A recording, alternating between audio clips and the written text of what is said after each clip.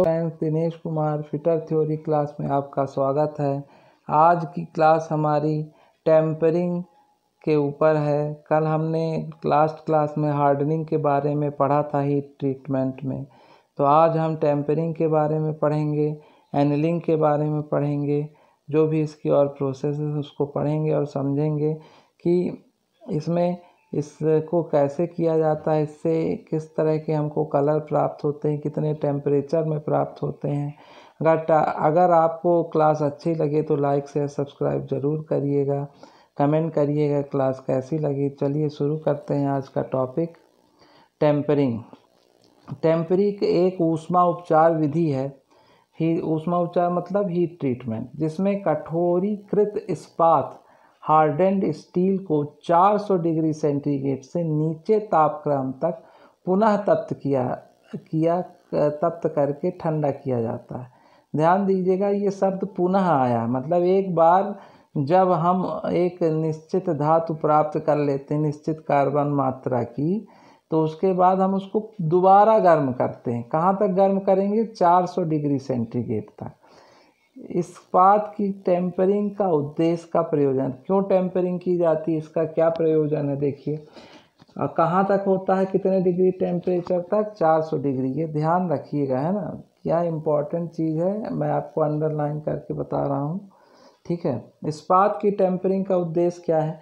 कठोरीकृत इस्पात इतना भंगुर होता है, भंगुर ब्रिटल मतलब टुकड़े टुकड़े हो जाना, ये क्वालिटी होती है जो आपने पढ़ा होगा पहले से, कि उसे कुछ कार्यों में उपयोग नहीं किया जा सकता, इसलिए उसकी टेम्परिंग की जाती है। अब उसकी भंगुरता को अगर हमको कम करना है तो हमको क्या करना पड़ेगा? टेम्परिंग करना पड़ेगा। कितने डिग्री सेंटीग्रेड पर करना पड़ेगा? 400 डिग्री सेंटीग्रेड तक, है ना, इसके नीचे के तापक्रम पर, ठीक है ना।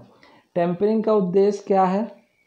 इंटरनल जो स्ट्रेस है, आंतरिक प्रतिबल निकालना, कठोरण एवं चीमड़पन को नियंत्रित करना, भंगुरता को कम करना, कुछ तन्यता को पुनः प्राप्त करना, झटका रोधकता उत्पन्न करना, शॉक रेजिस्टेंस। देखिए क्या होता है, कोई भी मशीन के पुर्जे होते हैं तो उसमें वाइब्रेशन होता है, झटका लगता है, तो अगर झटका रोधी नहीं होगा तो ज़्यादा समय तक के लिए काम नहीं करेगा, जल्दी टूट जाएगा। इसलिए इसको झटका रोधकता बनाने के लिए भी हम टेम्परिंग करते हैं। इस्पात की टेम्परिंग करने की क्या विधि, देखिए। Process of tempering the steel.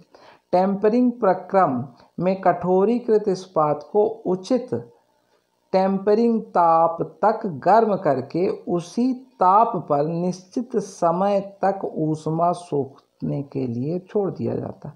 Soaking हमने बताया था, क्या करते हैं, एक निश्चित समय तक पूरे बॉडी में जो तापमान फैलता है उसी को हम सोकिंग कहते हैं। तो सोकिंग के लिए ऊष्मा पूरा एब्जॉर्ब कर ले मटेरियल, उसके लिए क्या कर दिया जाता है? छोड़ दिया जाता है।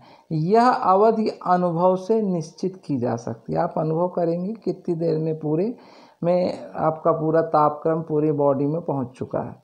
काफ़ी लंबे समय तक टेम्परिंग अवधि रख कर टेम्परिंग का पूरा लाभ प्राप्त किया जा सकता है। ध्यान रहे कि 400 डिग्री सेंटीग्रेड के नीचे रहे। तालिका में विभिन्न औजारों की टेम्परिंग तापमान तथा रंग दर्शाए गए। चलिए देख लेते हैं, बहुत इंपॉर्टेंट चीज़ें हैं। जैसे हमको खराद के लिए औजार तैयार करना है, ठीक है ना। खराद के लिए औजार मतलब लेथ मशीन, खराद उसको हम कहते हैं, ठीक है ना। तो कितना तापक्रम होना चाहिए? 230 डिग्री। किसका? टेम्परिंग का। रंग कैसा मिलेगा? भूसे के रंग का पीला कलर मिलेगा इसमें। ड्रिल तथा मिलिंग कटर अगर हमको बनाना तैयार करना है तो उसके लिए कितने तापक्रम पर हमको टेम्परिंग करनी? 240। गहरे भूरे रंग का मिलेगा, ठीक है। टैप तथा सियर ब्लेड के लिए 250 भूरा। पंच रीमर ट्विस्ट ड्रिल के लिए 260 लाल भूरा। रिवेट स्नैप 270 भूरा रंग बैगनी। प्रेस टूल्स ठंडी छेनी 280, ये सब डिग्री सेंटीग्रेड में है, गहरा बैगनी। स्टील काटने के लिए कोल्ड सेट 290 हल्का नीला। स्प्रिंग पेचकस 300 गहरा नीला।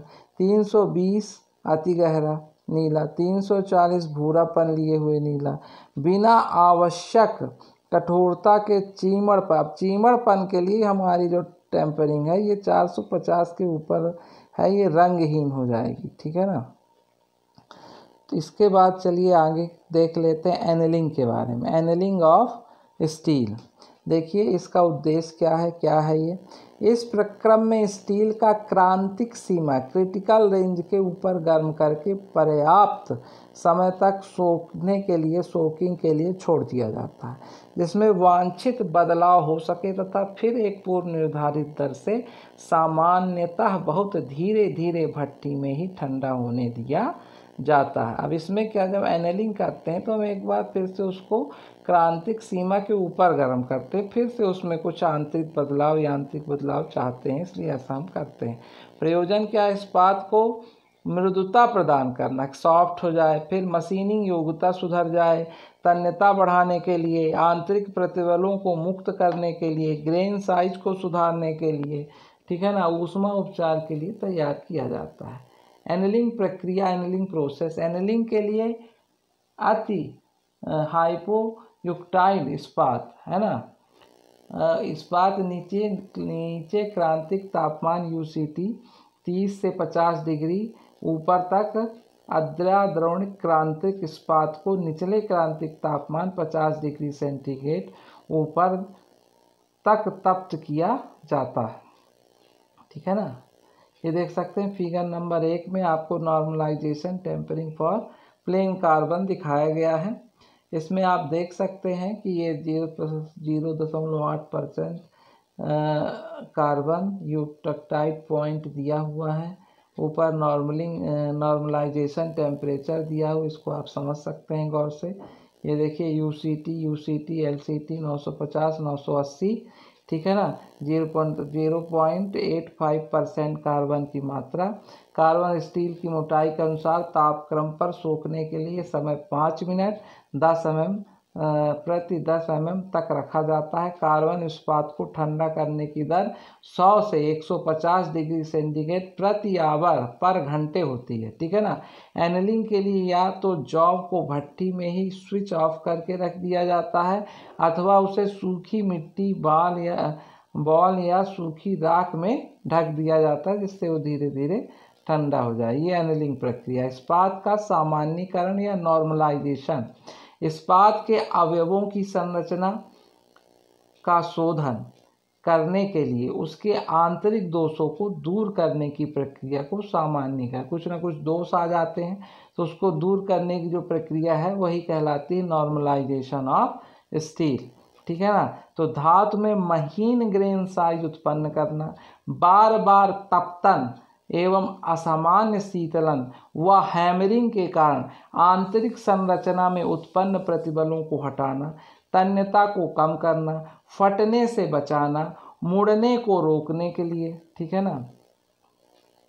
प्रक्रिया क्या है, सामान्यीकरण का अच्छा परिणाम प्राप्त करने के लिए पुर्जों को समरूप ढंग से ऊपरी क्रांतिक तापमान के 30 डिग्री से 40 डिग्री के ऊपर तक तप्त करना चाहिए।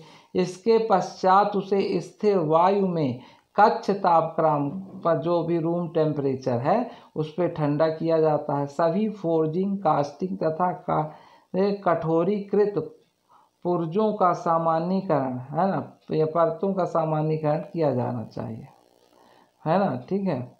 अब आप इसमें देख सकते हैं कि सावधानियां क्या होनी चाहिए। अवयवों को नम स्थान, वेट प्लेस, गीले स्थान या नम हवा में रखने से बचाएं। इस प्रकार अवयवों के चारों ओर वायु प्राकृतिक संरचना, नेचुरल सर्कुलेशन को रोकना चाहिए। अवयवों को ऐसी सतहों पर न रखें जो इन्हें ठंडा कर दे, चिल कर दे, ठीक है ना। अब ये देखिए यहाँ पे भी टेम्परेचर यहाँ दिया हुआ, वही डायग्राम दिया हुआ है जो आप ऊपर भी देखे थे, एनीलिंग टेम्परेचर वाला फिगर नंबर 1, ठीक है ना, वही सामान्य चीज़ आपको दिख। अब जो आपकी अगली क्लास है उसमें आप क्या पढ़ोगे, इस्पात की सतह का कठोरीकरण, सरफेस ऑफ हार्डनिंग पढ़ेंगे। तो अगली क्लास को भी ज्वाइन करें। इसी तरह से बहुत इम्पोर्टेंट डिस्कशन चल रहा है। आज की क्लास कैसी लगी ज़रूर बताएं। तो अगली क्लास में फिर नए टॉपिक के साथ आपसे मुलाकात होगी। आज के लिए आप लोगों का बहुत बहुत धन्यवाद। मिलते रहें।